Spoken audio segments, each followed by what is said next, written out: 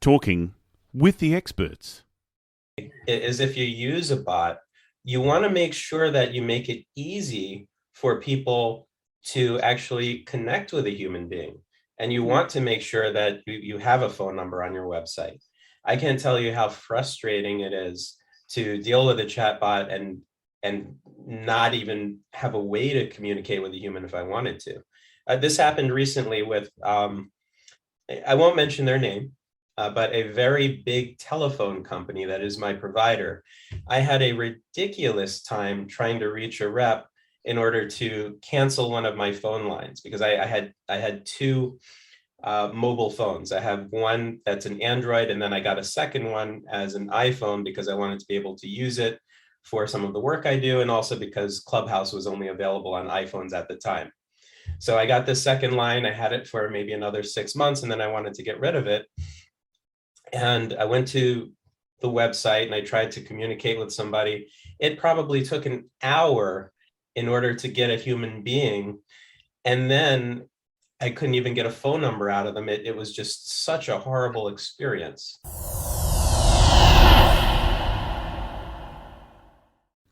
Talking with the experts. Hello and welcome to Talking with the Experts. Talking with the Experts is about all things business by business owners for business owners. I'm your host, Rose Davidson from rosedavidson.com, and I specialise in online event management and podcast mentoring and training. And in this episode, I'm speaking with Dennis Consorte from the US, and his business is called Consorte Marketing. And we'll be discussing how to build rapport with online customers who you'll never meet in person. And just a little bit about Dennis. He has been a digital marketer and business consultant for about 20 years, and he levels up the frameworks with other digital marketing experts. The frameworks that other digital marketing experts use by anchoring people to each touch point during their customer journey through storytelling and psychology. So welcome, Dennis, and thank you so much for joining me today. It's great to be here, Rose. Thank you so much. So tell me a little bit about how can a business owner build rapport online? We were discussing before we came on that a lot of people aren't doing it in that way, and they're just, doing it cold, basically. Yeah, that's right. Before we get into that, I want to take you on a little bit of a journey because it's important to understand what we're talking about when we discuss rapport. And in real life, when you think about building rapport with people, you do a lot of things, right? We're face to face. So some of the things we do, I might ask you about the weather. I might try to figure out what your interests are and have a conversation with you about something that we're both interested in. That's what many people do. Some people take it a step further. They listen to the way you speak. They speed up, they slow down, they speak with more vocal variety. They try to match what you're doing, and that aligns you. And a lot of that actually happens subconsciously. Now, if you take that framework and then you say, well, if we don't have face-to-face communications, now let's take it to the next step. And let's say we're on the telephone. So if you're on the phone, now you don't have that visual component and you have to rely on the auditory side of building rapport. So now you're really listening to what they're saying. You're trying to use some of the same words, speak in the same language that the other person is using. And that's how you start to come into alignment with one another. And then they're receptive to hearing what you have to say. Now we talk about websites. And on a website, you don't have the in-person live interaction face-to-face or in a conversation on a telephone. What you do have are words on a screen. So how do you build rapport with words on a screen? That sounds complicated. So the first step, before I get to that, I'm going to give you one more thing to think about. And that is, when you think about e-commerce websites, you want to match the experience that a person has in a store in order to sell them the product. So on an e-commerce site, some basic things you might use are color swatches, that zoom in so that you can see the texture of the material. You can almost imagine feeling what the material is like if it's apparel. You have things like product zoom so that you can really get a good sense of what the product is. And you can just look at it and imagine wearing that product or using that product. But the piece that they leave out, again, is the sales experience. When you walk into a retail shop, oftentimes if people are doing their job, you're greeted by somebody. And if you need help, people are there to help you and to show you the items that you might be interested in and to describe them to you and that sort of thing. So now we look at a website and we say, okay, how can we emulate the sales experience through words on a screen? And that feels really hard, but there are a number of things you can do. Now, I'm going to start with some of the more obvious stuff, and then we'll get into some really unusual tactics that I think more people should be using. Yeah, but it'll help me with my website, trust me. Okay, that sounds great. So the first, by the way, do you want to talk about your website a little bit? Maybe we can use it as an example here and there. No, you keep going. Okay, sounds good. So one thing that can emulate a conversation in real life, of course, is putting a little chat box on your site. It's very important, though, that the customer service rep on the other end of that has these communication skills, has the right training so that they can build rapport with your customers. So when you train your CSRs, you want to make sure that they understand how you do these things. For example, you might give them a bunch of canned responses for common questions, but you might also say, okay, now level up and change a few words based on the words that the customer is using. So if somebody, let's just say somebody uses a phrase like, I'm crushing it, right? You might use similar phrases in your language when you communicate with that customer through chat. Okay, that's the easy piece. Train your customer service reps so that they can have those chat conversations in a way that's more aligned with the way that the customer communicates. Now we can get into some really cool stuff, okay? Let's first start talking about digital advertising.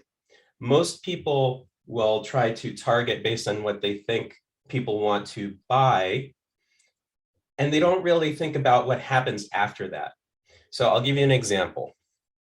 Let's say we are selling socks, right? And let's say, for example, we're selling socks with pictures of baseball players on them, something like that. I just made that up. So you might target people who have an interest in baseball and send them to that product page and they go, oh, they have an interest in baseball. They see this picture of socks with baseball players on them. They're going to buy that product. Like, this is a great customer for me. And you might be right, but you haven't warmed that customer up to actually wanting to buy from you. You haven't built that trust yet. So now we think about, okay, how can we build rapport with this customer who likes baseball? Well, one way to do it is by creating content around that topic. So in other words, if you're selling 50 styles of socks, and some of them have baseball players, others have golf players, others have, I don't know, parakeets on them, and you're targeting those interests, you also want to build content around those interests. So if you're sending somebody to a page about baseball socks, you also want to show them that you've got articles that they can read about baseball. Or take it a step further. Let's say somebody's got an interest in dating, right? That's one of their interests, and you're targeting them with Facebook ads. Okay, maybe instead of sending them to a product page for something related to that, I don't even know what that product would be on a sock site. What you could do is send them to an article that talks about the right socks to wear on a first date or something like that, and then take them on a journey with a series of articles related to the thing that they're interested in. So now what you're doing is you're engaging them, you're meeting them where they are, and you're building that trust with the customer without trying to push the products on them. And once they start trusting you, then they want to become part of your community. And when they want to be part of your community, that's where you introduce them to social media. That's where you introduce them to Facebook groups, or if it's a B2B company, LinkedIn groups or something like that. And once you introduce them to a community, that's where you can start to engage them in a two-way conversation, just like that chat box. So now instead of somebody just reading stuff on a screen, you've got them in your Facebook group, you can have conversations with them, and now you can read the words that they're saying, and you can use that same tactic to have that conversation in the language that they understand. So these are some of the ways that I think about building rapport on a website, and particularly on an e-commerce site. What do you think, and what is your opinion on chatbots? I particularly don't like them. I would rather talk to a person. Like, when you go on a website and then, they have a chatbot answer all your questions and really, and give you these articles to read because they might answer your question, but it just takes up so much time. And I just so dislike them. And what is your opinion on them? I do too. And I'll be honest, it may be a function of my age. Yeah, it could be. It could be. I have a tendency when I hit a chat bot to try to reach a human being. Or by the same token, if I'm on the telephone, I'm the person who's pressing 0, hoping to get a human, or saying human being or representative or something like that, because I don't want to deal with that process. If a person programs their chatbot well and has an amazing script that takes into account all of the possible questions a person may ask, it could be a good tool. It could be. It can also be a tool you can use to scale your business. It definitely has value in that way, but it's never, in my opinion, at least not in the very near future, it's not going to feel like the experience you have with a human being. Now that will change eventually. Machine learning is it's doing amazing things. And eventually it will be very difficult to know the difference between a chatbot and a human. But where we are today, it's very easy to tell the difference in most cases. So I would say that today, if you're using a chatbot on your website, you might want to think about at what point you switch to a real live human being on the other end. And I would generally go for sooner rather than later, right? It's a cost benefits analysis. So you want to ask yourself, okay, how much am I saving by using this chatbot so that I don't have to hire a person to answer these calls 24/7, 365? But then you also have to ask yourself, how much am I losing by providing a less than perfect customer experience? And I would venture to say that in many cases, people lose more than they gain. And I'm not saying that that's because of the technology. I'm saying that it's because of the way that it's configured. A tool is only as good as you're able to utilize it. I hope that answers your question. Oh, yeah, absolutely. I absolutely agree. I think, it really bothers me that, you have a specific question that's not in their, facts or their whatever, they give you all these choices, but it doesn't fit whatever it is that you're looking for. And I think it's really hard to think of every single question that a customer might have to program your bot to answer everything. I understand that, but it just annoys me. I hate them. Yeah. Well, the other thing I would say is if you use a bot, you want to make sure that you make it easy for people to actually connect with a human being. And you want to make sure that you have a phone number on your website. I can't tell you how frustrating it is to deal with a chatbot and not even have a way to communicate with a human if I wanted to. This happened recently with, I won't mention their name, but a very big telephone company that is my provider. I had a ridiculous time trying to reach a rep in order to cancel one of my phone lines because I had two mobile phones. I have one that's an Android, and then I got a second one as an iPhone because I wanted to be able to use it for some of the work I do, and also because Clubhouse was only available on iPhones at the time. So I got this second line. I had it for maybe another 6 months, and then I wanted to get rid of it. And I went to the website and I tried to communicate with somebody. It probably took an hour in order to get a human being.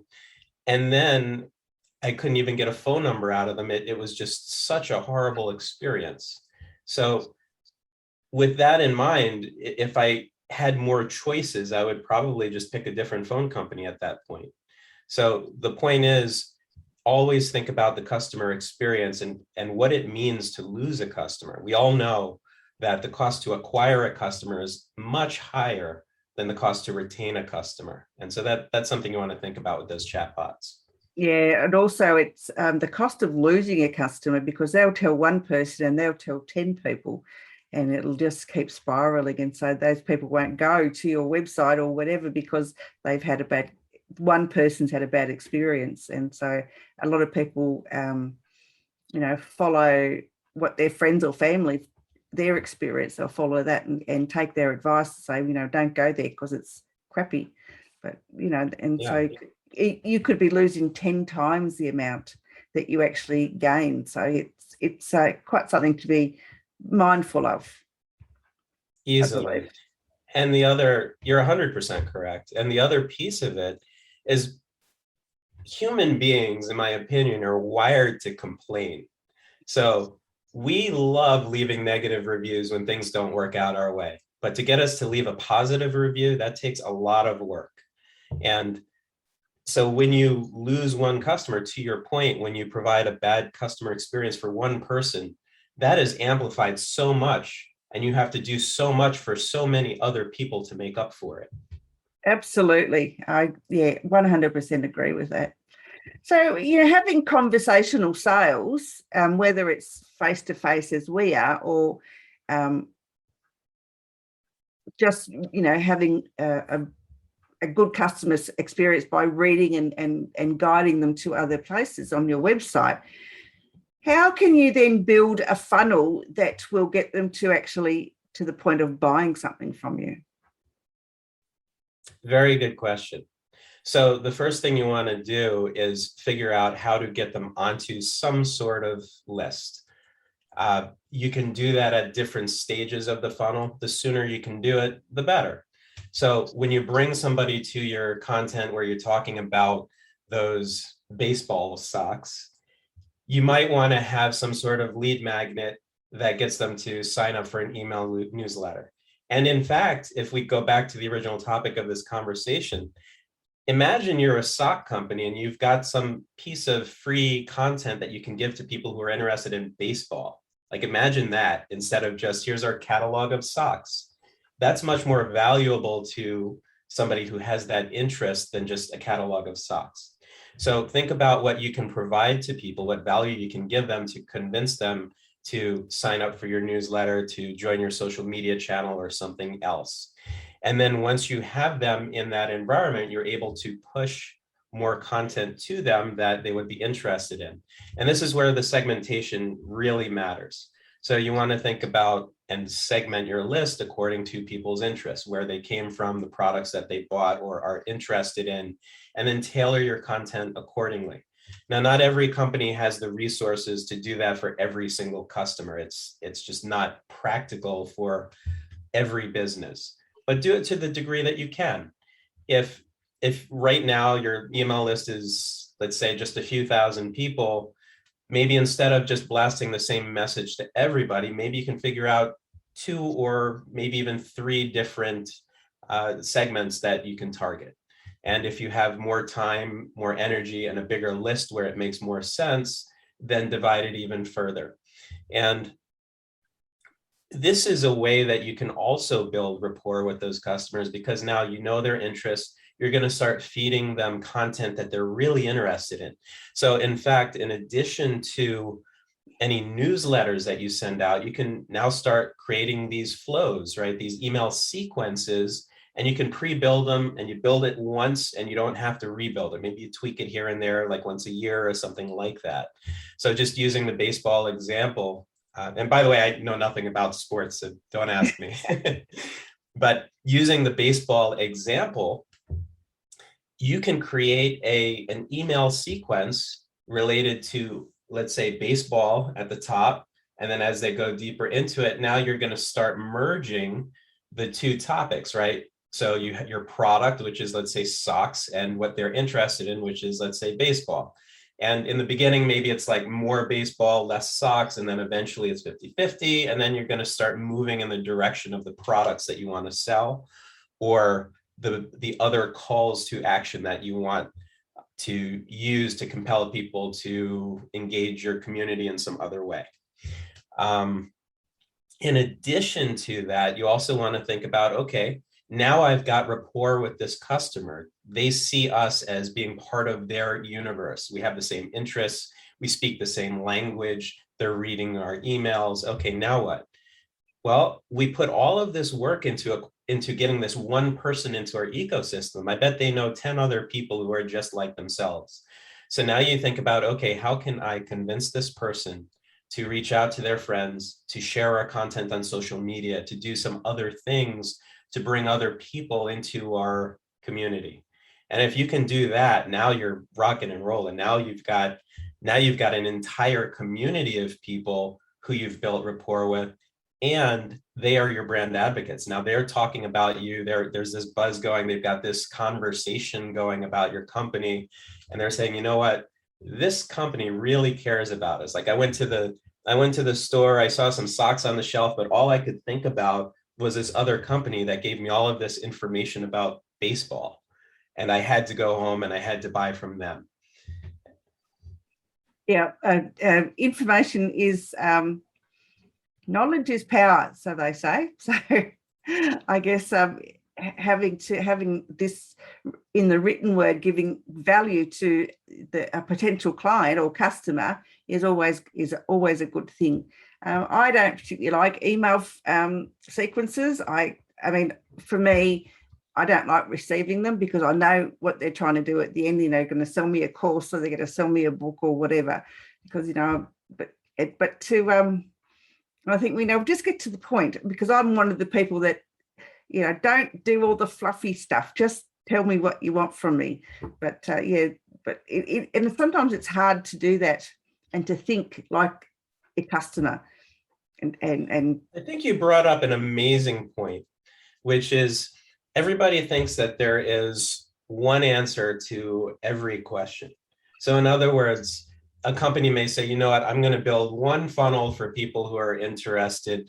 I'm going to change the subject, who are interested in socks with parakeets on them, right? So I make this one funnel, it's amazing, and I send that out to all of the people who are interested in parakeets.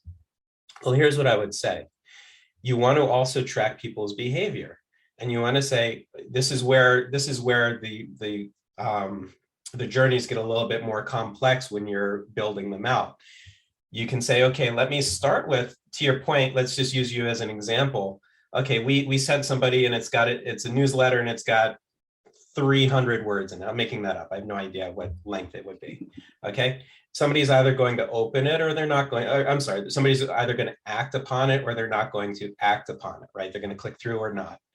Based on that behavior, you send them a second email.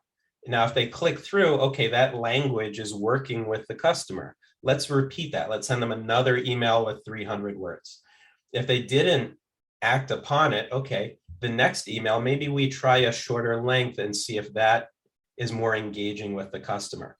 And if we get a response, then let's take them down this other path where the emails are more concise. And so it becomes just a decision tree based on what that person's behavior is. And that's how you can get closer to that rapport building that we're talking about.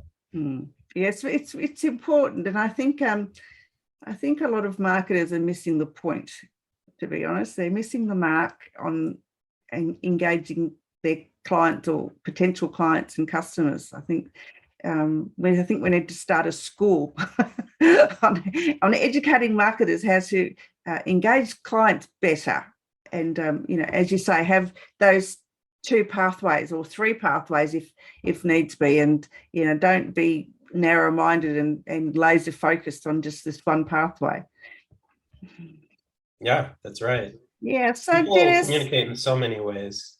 Yeah, absolutely. So have you written any books, Dennis?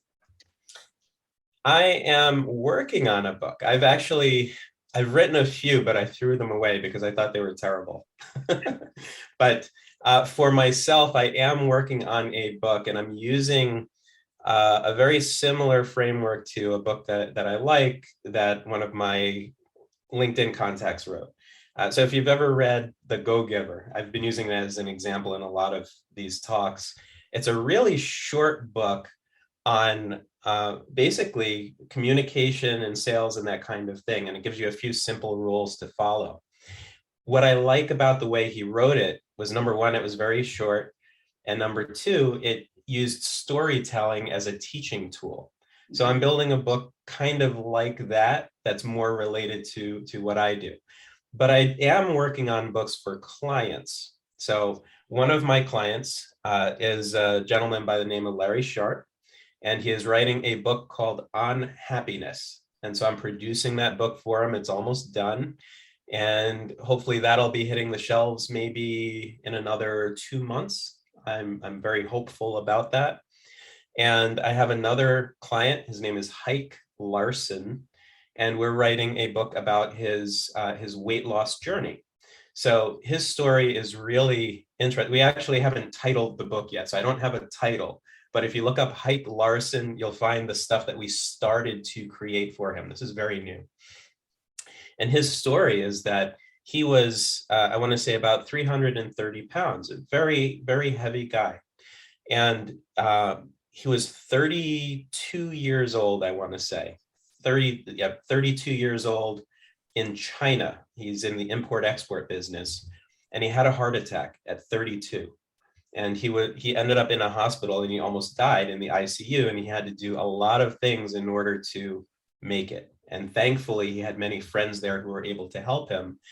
And that was really a turning point for him, where he said, you know what, I need to turn my life around. And it wasn't about, like, the weight is just a symptom of these other aspects of his life. It was really about mindset. This is something that I went through. Like I had what I would call entrepreneurial burnout, and it took me a long time to overcome that. And there were many symptoms that went along with it. So his whole book is about his journey from where he was at that point in his life to where he is today. And today he's lost over, I want to say, 120, 130 pounds. He's at, I think he's just under 200 now. He did his first triathlon, and his whole mission in life is about helping other people to achieve the same things that he's able to achieve. So that's a really exciting book for me. That, and of course, On Happiness. Oh, well, you have to keep in touch and let me know when they're out so I can grab a copy of them. That'd be really, really good. Yeah, that would be amazing. Excellent. Dennis, where can people find you?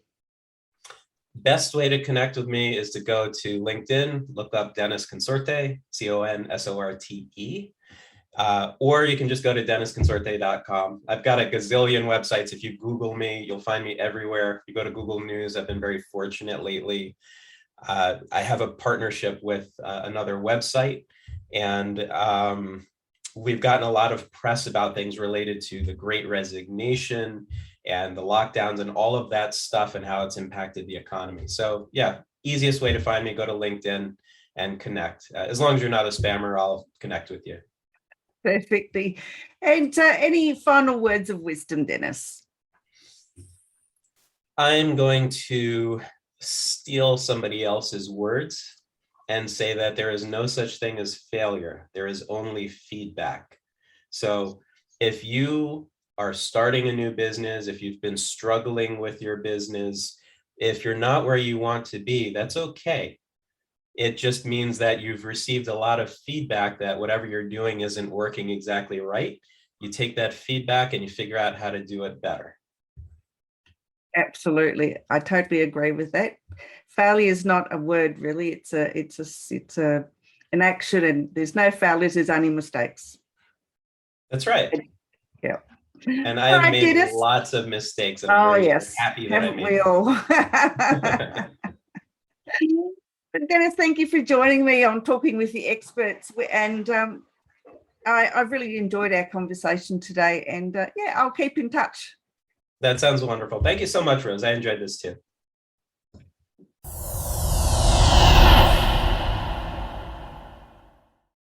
Talking with the experts.